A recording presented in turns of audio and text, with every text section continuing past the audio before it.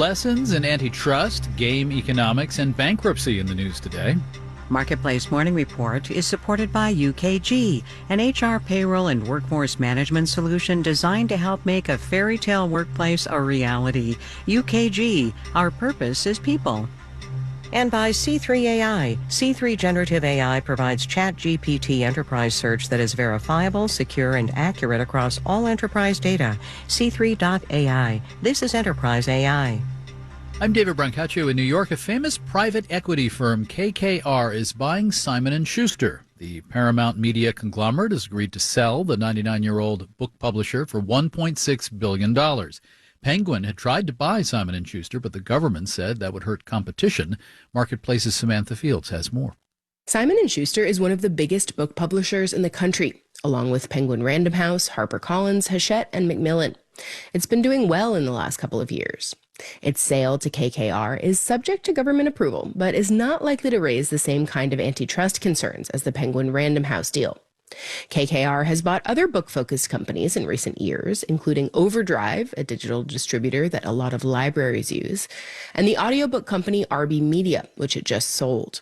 If this deal goes through, employees at Simon & Schuster will get equity in the company, which is rare in publishing. KKR says there will be no layoffs and that Simon & Schuster will retain editorial independence. I'm Samantha Fields for Marketplace. A powerful financial player has launched its own digital currency. It's called PayPal USD, which tells you which company. It's designed not to fluctuate the Bitcoin way. One PayPal USD equals $1 if all goes well. They call these stable coins. PayPal says these will lower the cost of paying for things and will use blockchain technology, which makes it hard to fake or otherwise manipulate transactions. One sector watching PayPal USD is the video game industry, which is larger than movies and music combined. Now, this is because virtual economies inside games have become real economies. Joost van Druinen is a professor at the Stern School of Business at New York University. Repeatedly, I would get questions from executives and publishers saying, like, why would people spend real world money on digital coins to buy virtual goods inside of a game environment? 15 years ago, that seemed like a weird fantasy, but gaming, as we now know, has grown to this $300 billion a year industry, and a large part of that has the growth really comes from people's ability to customize, personalize, and use digital currency to do that. Thing is, a stable, regulated cryptocurrency could make it easier and more reliable for players to pay for things inside games, either to the game companies or to each other, which fits with the evolving business model of games. Gaming has changed from a physical business where you buy a cartridge at retail to a digital service where you create an account and you spend money in an ongoing basis, right? So they look to upsell you constantly on items, on experiences, on expansions, and so on. You know, the front end of that is, of course, this narrative of look at all this content that we have for you. The back end is let's make sure that everybody that wants to pay can. And that's where I think cryptocurrency and stable coins can play a role. NYU's van Druinen is author of One Up, Creativity, Competition, and the Global Business of Video Games. He's also part of our series, Skin in the Game, as we explore economics and careers using video games. YouTube Marketplace APM for the videos. Markets, Dow, S&P, and NASDAQ futures are all down 0.8%. The 10-year interest rate is back below 4%. Marketplace Morning Report is supported by Glassdoor. Beyond workplace reviews, Glassdoor now offers anonymous talk about careers, salaries, and work life. Professionals swap stories with coworkers and industry insiders who've been there, done that. Find your work people on the new Glassdoor app.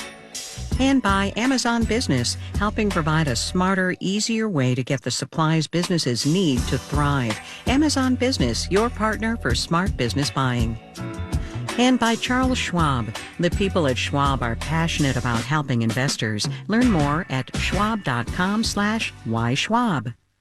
The venerable trucking company Yellow is kaput, bankrupt. 30,000 employees, mostly truckers, will have to find other work. This is a boon for rival freight companies that can get the business and possibly raise prices, but a headache for the supply chain. Eric Gordon, a professor at the University of Michigan's Ross School of Business, is a student of bankruptcy law. Hey, Eric.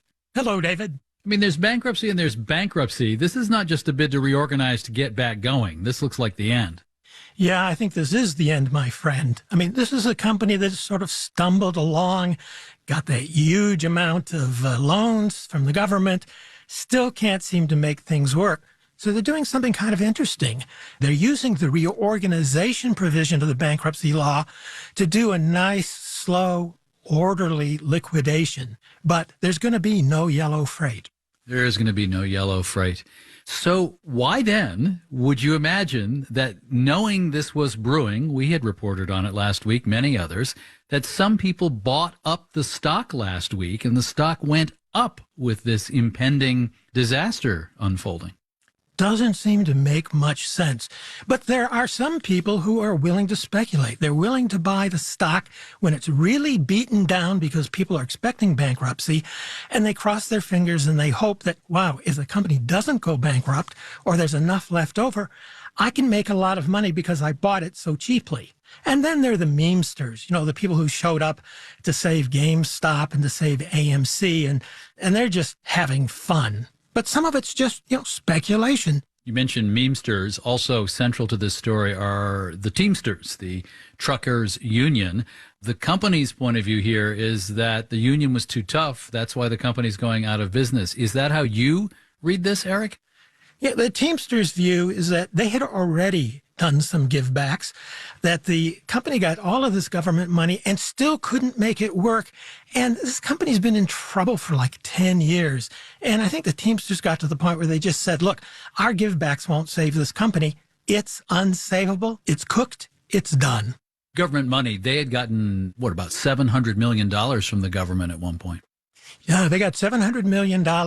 They actually used about 300 of that, on the Teamsters for their welfare and benefit fund.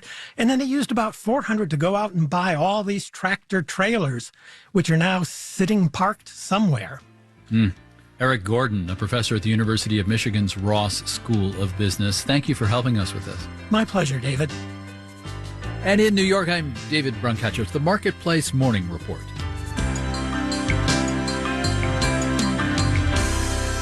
8 p.m., American Public Media.